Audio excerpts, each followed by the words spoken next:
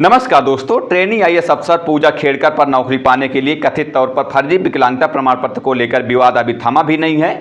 इस बीच एक और पूर्व आईएएस के सिलेक्शन पर सवाल उठ रहे हैं। विकलांगता पैमानों पर ही अभिषेक सिंह 2011 बैच के आईएएस अफसर थे।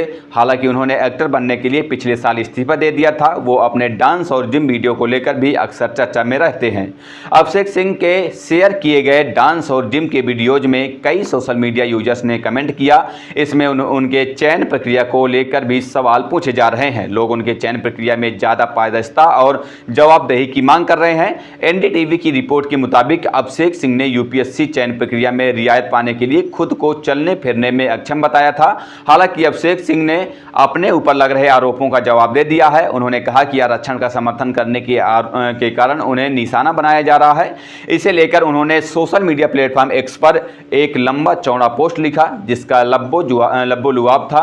वैसे तो मुझे किसी की आलोचना से कोई फर्क नहीं पड़ता, लेकिन जीवन में पहली बार मैं अपने आलोचकों को जवाब दे रहा हूं, वो भी हजारों समर्थकों के कहने पर। जब से मैंने आरक्षण के पक्ष में आवाज उठाना शुरू किया, आरक्षण विरोधियों की पूरी सेना ने मेरे खिलाफ मोर्चा खोल दिया है। उनको ये पच नहीं रहा कि कैसे एक जनरल कैटेगरी का लड़का आरक्षण के पक्ष में बोल रहा है।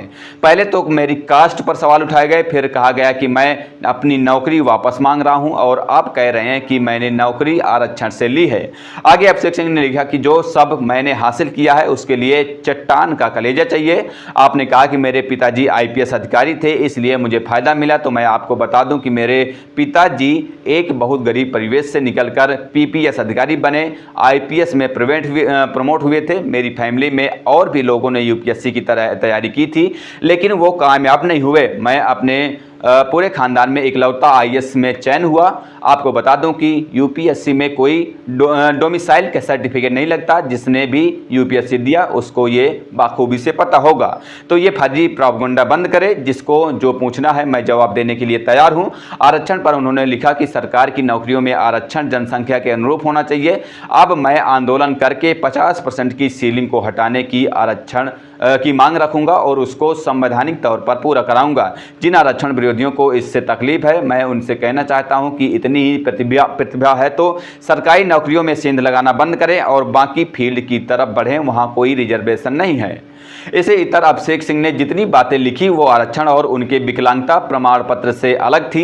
कई लोगों ने उनके इस पोस्ट पर भी सवाल उठाए कि जीवन संघर्ष तो लिख दी है, लेकिन विकलांग कोटा कैसे मिला, इस पर बात ही नहीं की गई। यूपीएससी की परीक्षा में आवेदन के दौरान पूजा खेड़कर ने दावा किया था कि उन्हें दृष्टि दोष है, यानी उनकी आंखें पूरी तरह से स्वस्थ नहीं है। यह भी दावा किया गया कि वो मानसिक रूप से बीमार है।